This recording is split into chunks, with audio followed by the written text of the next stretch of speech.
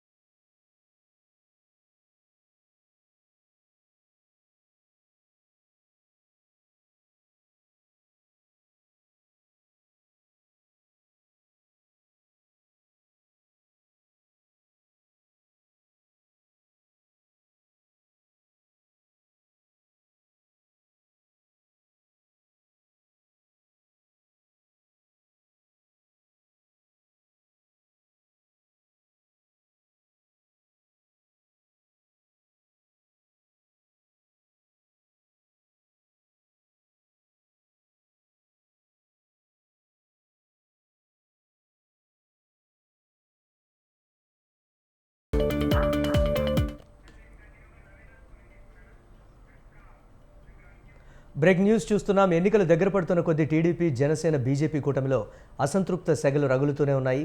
తాజాగా అమలాపురం ఇన్ఛార్జి శెట్టిబత్తుల రాజాబాబు జనసేనకు రాజీనామా చేశారు. ఈ మేరకు రాజీనామా లేఖను ఆయన పార్టీ అధ్యక్షులు పవన్ కళ్యాణ్కు పంపించారు. అమలాపురం సీటును టీడీపీకి ఇవ్వడంతో కొంతకాలంగా శెట్టిబత్తుల రాజాబాబు అసంతృప్తిగా ఉన్నారు. ఈ నేపథ్యంలోనే ఆయన రాజీనామా చేసినట్లుగా తెలుస్తోంది. తన ఊపిరి ఉన్నంత వరకు అమలాపురం అభివృద్ధి కోసం పాటుపడతానని శెట్టిబొత్తుల రాజాబాబు లేఖలో స్పష్టం చేశారు. ఇదే అంశంపై మరిన్ని అప్డేట్స్ మా కరెస్పాండెంట్ నవీన్ రాజ్ అందిస్తారు. నవీన్. Thank you Murali. ఏదైతే జనసేన అమలాపురం ఇన్ఛార్జి శెట్టిబత్తుల రాజబాబు అయితే పార్టీకి అయితే రాజీనామా చేశారు. ఈ విధంగా చూస్తే అంటే కోనసీమతో పాటు ఉమ్మడి తూర్పుగోదావరి జిల్లాలో జనసేనకి అయితే భారీ షాక్ తగ్గుతుందని చెప్పొచ్చు. నిన్నటి వరకు ముమ్మడివరం ఇన్ఛార్జిగా ఉన్న పెద్దాని బాలకృష్ణ కావచ్చు, అలాగే కాకినాడ రూరల్ నుంచి కార్యదర్శిగా ఉన్న పొలసాలపల్లి సరోజ కావచ్చు, అలాగే జగ్గపేట ఇన్ఛార్జిగా ఉన్న పాటంశెట్టి సూర్యచంద్ర కావచ్చు, వీరు ముగ్గురు కూడా ఇప్పటికే పార్టీకి అయితే రాజీనామా చేశారు. వీళ్ళందరూ కూడా సీట్లు ఆశించారు. గత ఎన్నికలకు సంబంధించి ఆయా నియోజకవర్గాలకు సీట్లు ఆశించారు. వాళ్ళు కూడా రాజీనామా చేశారు. తాజాగా చూస్తే కనుక అమలాపురం ఇన్ఛార్జిగా ఉన్న శెట్టిబత్తుల రాజబాబు కూడా పార్టీకి అయితే రాజీనామా చేశారు. కొద్దిసేపు క్రితం ఆయన రాజీనామా లేఖనైతే పార్టీ అధినేతకి పవన్ కళ్యాణ్కి అయితే పంపిస్తున్నారు. కొంతసేపట్లో రావులపాలెంలో కూడా ఆయన మీడియాతో కూడా మాట్లాడేందుకు అయితే ఆయన ఏర్పాట్లు అయితే సిద్ధం చేసుకున్నారు. ప్రధానంగా చూస్తే శెట్టిబత్తుల రాజబాబు అయితే గత ప్రజారాజ్యం పార్టీలో కూడా 2009లో కూడా ఆయన పార్టీలో చేరి సేవలు అందించారు. అదేవిధంగా 2017లో జనసేనలో కూడా చేరి ఆయన అయితే ఈ పార్టీకి సేవలు అందించారు. అలాగే అమలాపురంకి సంబంధించి కూడా ఇన్ఛార్జిగా అయితే ఆయన ఉన్నారు. సీట్ ఆయనకే వస్తుందని చెప్పి ఆశించారు. అయితే ఇటీవల కాలంలో ఆయన వైసీపీకి సంబంధించిన మిథున్ రెడ్డితో కూడా ఆయన ఇటీవల కాలంలో భేటీ అయిన విషయం కూడా బయటపడింది. మరి ఈ నేపథ్యంలో ఆయనకి సీటు దక్కలేదా, లేక జనసేన పార్టీ నుంచి అయితే ఆయనకి సీటు దక్కకపోవడం టీడీపీకి కేటాయించడంతో అయితే శెట్టిబత్తుల రాజుబాబు కొన్ని రోజులుగా అయితే కనుక అసంతృప్తి ఉన్నారు. ఆయన అయితే కనుక నేను పార్టీలో శక్తితో పనిచేశాను, అమలాపురం అభివృద్ధి కోసం అయితే శక్తివంతులు లేకుండా కృషి చేస్తాను అని చెప్పేసి ఆయన అయితే చెప్తున్నారు. ఏదైనప్పటికీ జనసేన పార్టీకి అయితే కనుక ఉమ్మడి తూర్పుగోదావరి జిల్లాలో భారీ షాక్ తగులుతుంది. ఒకరికొకరైతే పార్టీ నుంచి బయటకు వెళ్లేందుకు అయితే ఏర్పాట్లు అయితే చేసుకుంటున్నారు. ఇప్పటికే పార్టీ టికెట్లు ఆశించిన వారు అందరూ బయటకు రావడంతో పాటు వారి కేడర్ అంతా కూడా ఇటు వైసీపీ కానీ అటు టీడీపీ కానీ ఇతర పార్టీలోకి వెళ్లే పరిస్థితులు అయితే కనిపిస్తున్నాయని చెప్పొచ్చు. Right, thanks for updates Naveen.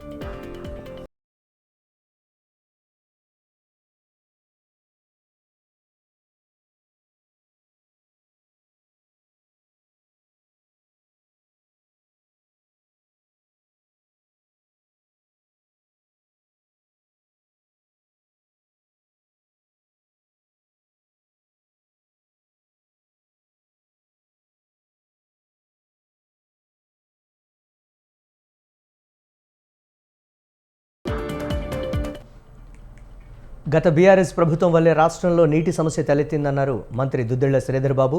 కేటీఆర్కు ఆలోచన లేకుండా మాట్లాడుతున్నారని ఆగ్రహం వ్యక్తం చేశారు. గత వర్షాకాలంలో బీఆర్ఎస్ ప్రభుత్వమే అధికారంలో ఉందని గుర్తు చేశారు.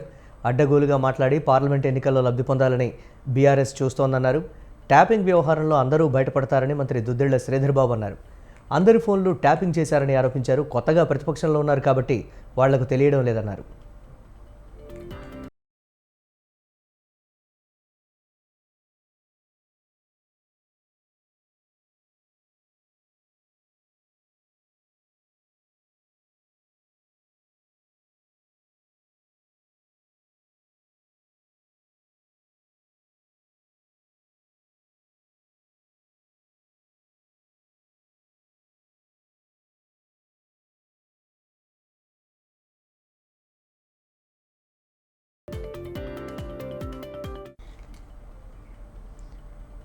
ఏపీ సీఎం జగన్ మేమంతా సిద్ధం బస్సు యాత్ర 7వ రోజు చిత్తూరు జిల్లాలో కొనసాగుతోంది.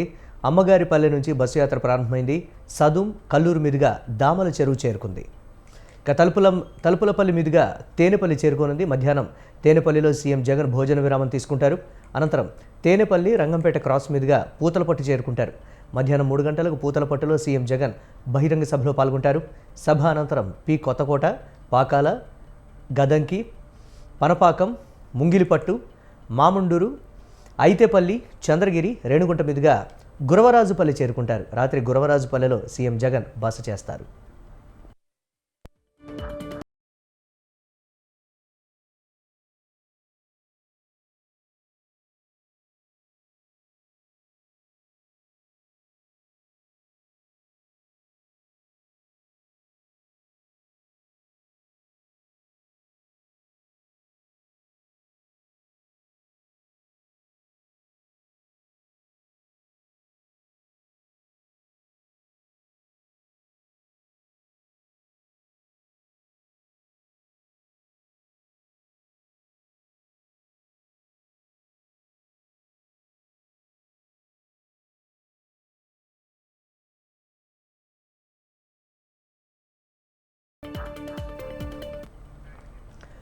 ఏపీ సీఎం జగన్ మేమంతా సిద్ధం బస్సు యాత్ర 7వ రోజు చిత్తూరు జిల్లాలో కొనసాగుతోంది. అమ్మగారిపల్లె నుంచి బస్సు యాత్ర ప్రారంభమైంది. సదుం కల్లూరు మీదుగా దామల చెరువు చేరుకుంది.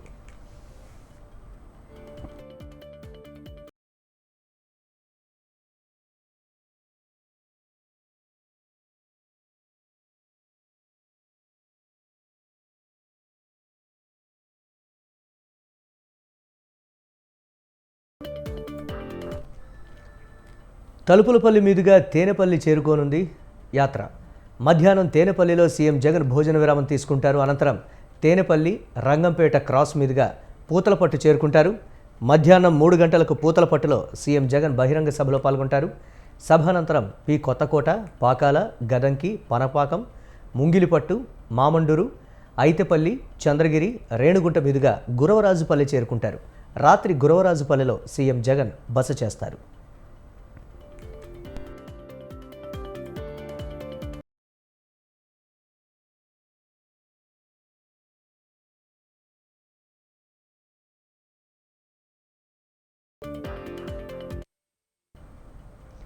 ఏపీలో ఎన్నికలు సమీపిస్తున్నాయి. అన్ని పార్టీలు హోరాహోరీగా ప్రచారం నిర్వహిస్తున్నాయి. ఇందులో ముందున్న ఏపీ సీఎం వైసీపీ అధినేత జగన్ రాష్ట్రాన్ని చుట్టేస్తున్నారు. మేమంతా సిద్ధం పేరుతో చేపట్టిన బస్సు యాత్రతో ప్రజలతో మమేకమవుతున్నారు. జగన్ యాత్రకు జనం నీరాజనాలు పలుకుతున్నారు. మహిళలు, యువకులు, పలు సంఘాల నేతలు జగన్కు స్వాగతం పలుకుతున్నారు. ఇదే జోరుతో జగన్ ముందుకు కదులుతున్నారు.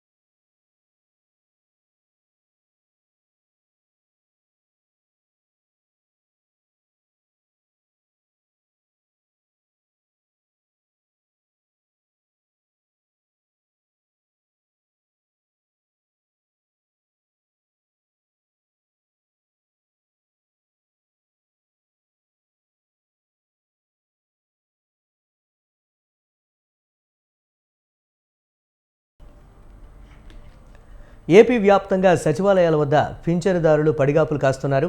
పింఛను కోసం బ్యాంకులకు వెళ్లిన సచివాలయాల సిబ్బంది తిరిగి చేరుకోకపోవడంతో లబ్ధిదారులకు అవస్థలు తప్పడం లేదు. గ్రామ వార్డు వాలంటీర్ల ద్వారా నగదు పంపిణీ చేపట్టరాదంటూ కేంద్ర ఎన్నికల సంఘం ఆదేశాలు ఇచ్చిన నేపథ్యంలో సచివాలయాలకు వెళ్లి తీసుకోవాలని రాష్ట్ర ప్రభుత్వం ఉత్తర్వులు ఇచ్చింది. అయితే అధికారులు సరిగా సమాచారం ఇవ్వకపోవడం ఉదయమే అక్కడికి చేరుకున్న వృద్ధులు, దివ్యాంగులు ఇబ్బంది పడుతున్నారు.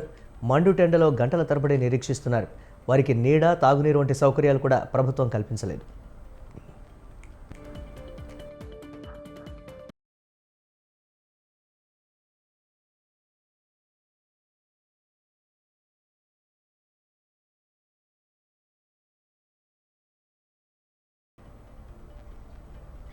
చిత్తూరు జిల్లాలో పింఛన్ల కోసం లబ్ధిదారులు పడిగాపులు కాస్తున్నారు. పూతలపట్టు, ఐరాల, తవణంపల్లి, యాదమరి, బంగారుపాళ్యం తదితర మండలాల్లో పెన్షన్ల పంపిణీ జరగలేదు.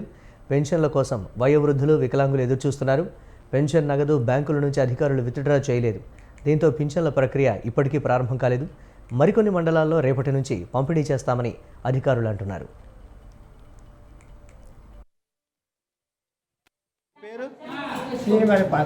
మీకు పెన్షన్ ఎక్కడ బాగుందా, ఇంటి దగ్గర బాగుందా? ఇప్పుడు ఇంటికడే బాగుంది. సచివాలయంకి వస్తే ఇబ్బంది ఏంటి అవుతుందా? ఇబ్బంది ఏం లేదు. పేరేం పేరమ్మా? చంద్రమ్మ. పెన్షన్ ఎక్కడికి వచ్చి తీసుకోవడం బాగుందా, సచివాలయంకి వచ్చి తీసుకోవడం బాగుందా, ఇంటి దగ్గరికి వస్తే బాగుందా? ఎక్కడ బాగుంటుంది అక్కడ బాగుంటుంది. ఒకటే తెస్తాం కదా, అదే సరే. పెన్షన్ కోసం సచివాలయంకి వచ్చారు కదా, ఇక్కడ బాగుందా, ఇంటి దగ్గర బాగుందా? ఇవ్వడం ఎక్కడ బాగుంది. ఎక్కడ బాగుందా? ఇంటి దగ్గర ఇస్తే బాగుంటుందా? ఇక్కడ రావడం మీకు ఏదైనా ఇబ్బందులు ఉన్నాయమ్మా? ఇప్పుడు రోజులు లేబర్కి సుఖజీవనం ఉంది. వాలంటీర్ వ్యవస్థ మాకు తెల్లవారి వెళ్ళేసి మనకి కాలు కడగకుండా మనకి ఇవ్వాల్సిన కూరకు ఇవ్వాల్సిన పెన్షను, ఇతల బియ్యం, ఇతల 18,000, ఇతల పిల్లలకి, తరువాత ఏంటంటే గర్భవతులకి, అన్ని విధాలకు కూడాను లేబర్కి సుఖజీవనంగా ఉంది. ఈ రోజుకి ఈ వ్యవస్థ చాలా అనుకూలంగా ఉంది. ఇది ఈ వ్యవస్థ మరి ఏ రాజ్యం ఎలాగున్నదో మాకు తెలియదు. జగన్మోహన్ రెడ్డి మాకు ఇంటికి డబ్బులు తెచ్చిస్తున్నారు. వాలంటీర్ వల్ల మాకు ఏ ఇబ్బంది లేదు. మాకు వాలంటీర్ కావాలి. మాకు ఇంటికి తెచ్చిస్తున్నారు కాబట్టి మాకు ఇంకా తొలిలాగా మరి ఉండకూడదు. అన్ని సుఖాలుగా సౌకర్యంగా ఉన్నాయి జగన్మోహన్ రెడ్డి వల్ల మనకి. అదే మనకు కావాలంటే ఏ అవసరాలైనా మాకు వచ్చినా సరే, ఏ కీములు వచ్చినా మాకు వారంటీ వచ్చి చెప్పుకోరు. మేము ఎంఆర్ ఆఫీస్కి వెళ్ళి అన్నాలో తిరగలేము. ఇప్పుడు మాకు అన్ని ప్రభుత్వం బాగా చేస్తుంది. చేసినప్పుడు ఇప్పుడు మూడో తారీఖు వచ్చింది. ఇప్పుడు వరకు పింఛనీళ్ళు లేవు. వాటి మీద ఇబ్బందులు పడిన వాళ్ళు మాకు ఇబ్బంది అవుతుంది. ఎన్నాళ్ళు మాకు ఇబ్బందులు పెడతారండి. ఏ అవసరాలైనా మాకు వచ్చినా సరే, ఏ కీములు వచ్చినా మాకు వారంటీ వచ్చి చెప్పుకోరు. మేము ఎంఆర్ ఆఫీస్కి వెళ్ళి అన్నాలో తిరగలేము. ఇప్పుడు మాకు అన్ని ప్రభుత్వం బాగా చేస్తుంది. చేసినప్పుడు ఇప్పుడు మూడో తారీఖు వచ్చింది. ఇప్పుడు వరకు పింఛనీళ్ళు లేవు. వాటి మీద ఇబ్బందులు పడిన వాళ్ళు మాకు ఇబ్బంది అవుతుంది. ఎన్నాళ్ళు మాకు ఇబ్బందులు పెడతారండి. ఏ అవసరాలైనా మాకు వచ్చినా సరే, ఏ కీములు వచ్చినా మాకు వారంటీ వచ్చి చెప్పుకోరు. మేము ఎంఆర్ ఆఫీస్కి వెళ్ళి అన్నాలో తిరగలేము. ఇప్పుడు మాకు అన్ని ప్రభుత్వం బాగా చేస్తుంది. మాజీ మంత్రి పేర్ని నాని మాట్లాడుతున్నారు. లైవ్ ద్వారా చూద్దాం. జగన్మోహన్ రెడ్డి గారు, మీరు రైతు రుణమాఫీ చేస్తాం సంపూర్ణంగాని 86,000 కోట్ల రూపాయలు రైతు రుణమాఫీ చేయకుండా ఎగ్గొట్టి మోసం చేస్తే, చిట్ట చివరగా ఎన్నికలకు వచ్చే తరుణంలో రైతుకు 3,000, 4,000 రూపాయలు డబ్బులు వేస్తుంటే జన్మభూమి కమిటీ ద్వారా మేమేమన్నా ఆపామా? మీ సెలక్షన్ అంతా కూడా జన్మభూమి కమిటీలే. లబ్ధిదారుల ఎంపిక అంతా కూడా జన్మభూమి కమిటీలే. దొంగ రైతులు, పొలం నాది, ఆడెవడో అసలు ముక్కు ముఖం తెలియనోడు లబ్ధిదారుడు, నా నియోజకవర్గంలో ఇస్తా. వందల సంఖ్యలో మీ తెలుగుదేశం పార్టీ కార్యకర్తలకి రైతుకు సంబంధం లేకుండా, భూమికి సంబంధం లేకుండా మీరు లబ్ధిదారుగా ఎంపిక చేసినటువంటి డబ్బులు ఆ రకంగా చేసి మీరు డబ్బులు వేయించిన జగన్మోహన్ రెడ్డి గారు కానీ వైఎస్ఆర్ కాంగ్రెస్ పార్టీ కానీ పల్లెత్తు మాట మాట్లాడిందా? ఎలక్షన్ కమిషన్కి అబ్జెక్షన్ ఇచ్చిందా? డ్వాక్రా అక్క చెల్లెలందరికీ కూడా సుమారుగా 10,000 కోట్ల రూపాయలు బేషరతుగా రుణమాఫీ చేస్తానని చెప్పి మీరు హామీ ఇచ్చి ఓట్లు వేయించుకుని మోసం చేసి మళ్ళీ ఎన్నికల తరుణంలో 58 మాసాలు గడిచిన తర్వాత పసుపు కుంకం పేరుతో మీరు డబ్బులు వేస్తుంటే ఆ డబ్బులు వేసేటువంటి డబ్బులు ఆపండి అని మేమన్నా ఎలక్షన్ కమిషన్కి వెళ్ళి ఎప్పుడన్నా ఆపామా? ఫిర్యాదు చేశామా? జగన్మోహన్ రెడ్డి గారు కానీ వైఎస్ఆర్ కాంగ్రెస్ పార్టీ వాళ్ళు ఎవరన్నా కానీ అంటే ఆలోచన సరళి. పేదవాడి పట్ల, మధ్యతరగతి వర్గాల పట్ల, ప్రజల పట్ల సానుకూల దృక్పథం ఉన్నటువంటి నాయకుడు జగన్మోహన్ రెడ్డి గారు సచ్చో పుచ్చో మోసగాడో వెన్నుపోటుదారుడో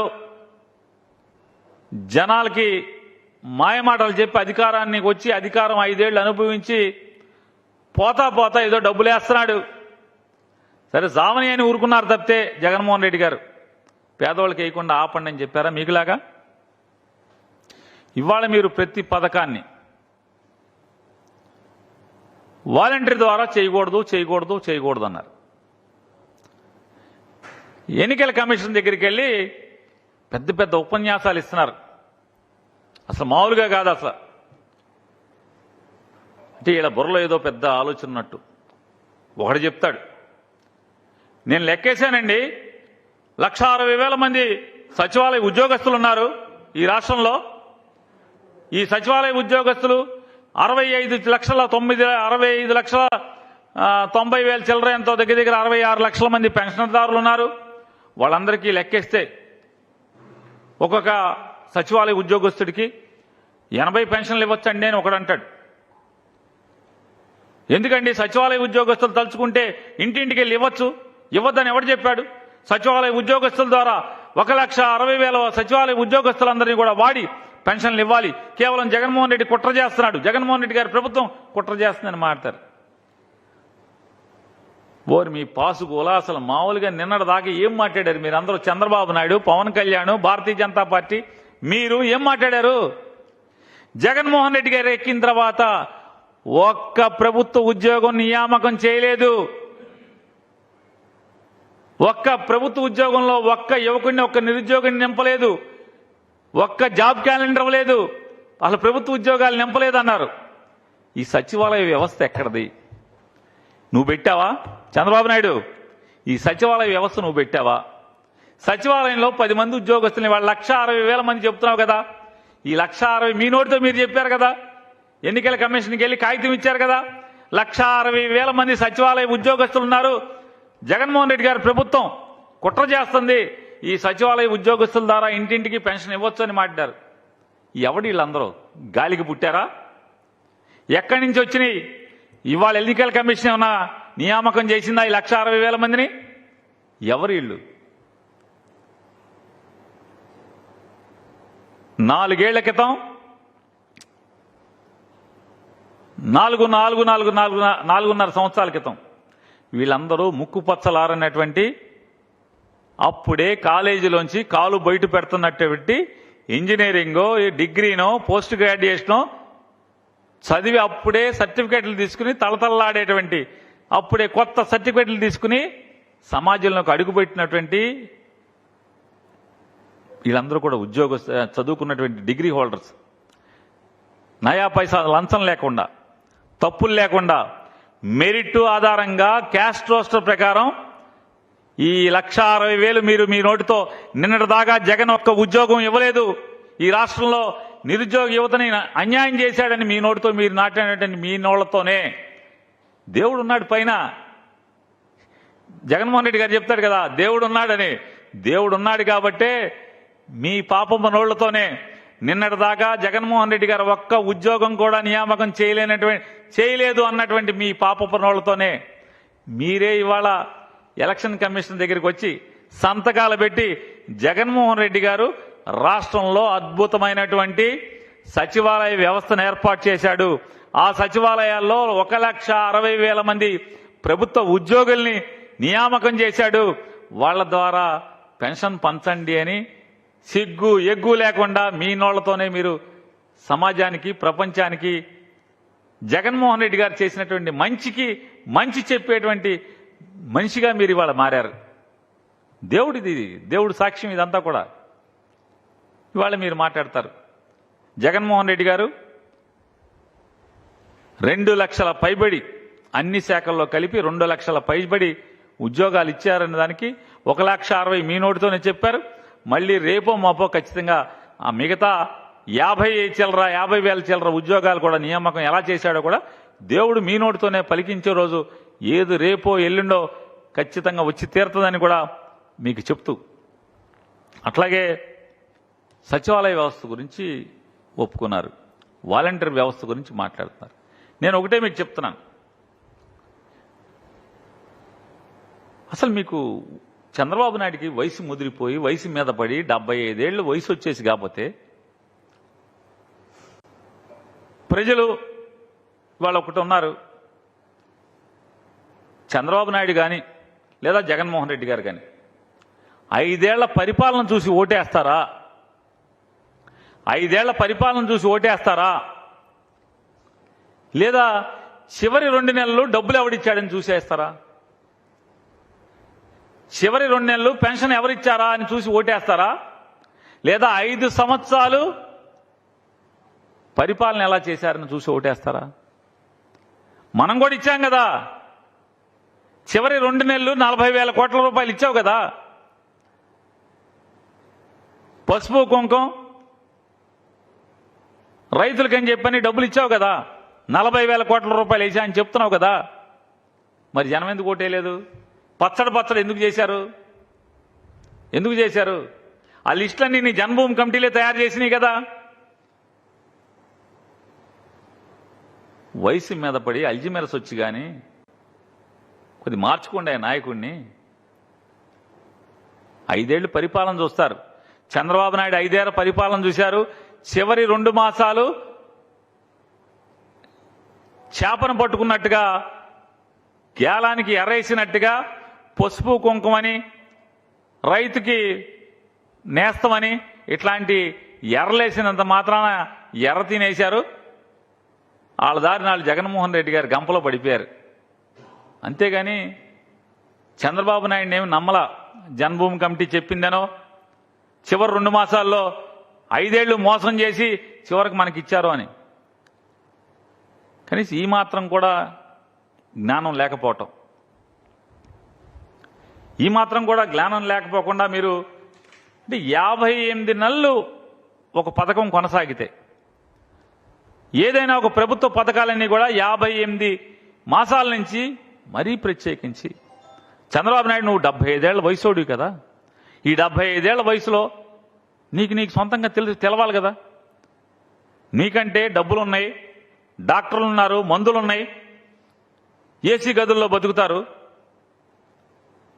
కానీ పేద బిక్కి 60 ఏళ్లకి పెన్షన్ వస్తుంది. 60 ఏళ్లు దాటిన తర్వాత వాళ్ళ ఆర్థిక పరిస్థితి ఏంటి, వాళ్ళ బైకులు ఎట్లా ఉంటాయి, వాళ్ళ శరీరం ఎట్లా ఉంటుంది, సచివాలయానికి వెళ్ళి పెన్షన్ తెచ్చుకునేటువంటి పరిస్థితి ఉంటుందా? పిటిషన్ పెట్టేప్పుడు వాలంటీర్ వ్యవస్థను కనుక మనం భారతీయ జనతా పార్టీతో కూడబలుకునో, భారతీయ జనతా పార్టీతో లాలుచిపడో వాలంటీర్ వ్యవస్థను తొలగించేటువంటి ఆర్డర్లు తేగలిగితే, పెన్షన్లు పంచేటువంటి ఇంటింటికి వెళ్ళేటువంటి వ్యవస్థ ఉందా లేదా అనేది ఆలోచించే జ్ఞానం కూడా లేకపోతే ఎట్లాగా? 58 మాసాలుగా కొనసాగుతున్నటువంటి ఈ పెన్షన్ పంచే పథకాన్ని ఆపాలనేటువంటి దౌర్భాగ్యపు ఆలోచన ఎందుకు వచ్చింది చంద్రబాబు నాయుడు? ఎవడికి వచ్చింది మీలో? ఎందుకు అసలు ఈ పాపం? ఇవాళ చూడండి, పడిగాపులు పడుతున్నారు. ఇవి ఇప్పటి వరకు అప్డేట్స్. కీప్ వాచింగ్ స్వతంత్ర.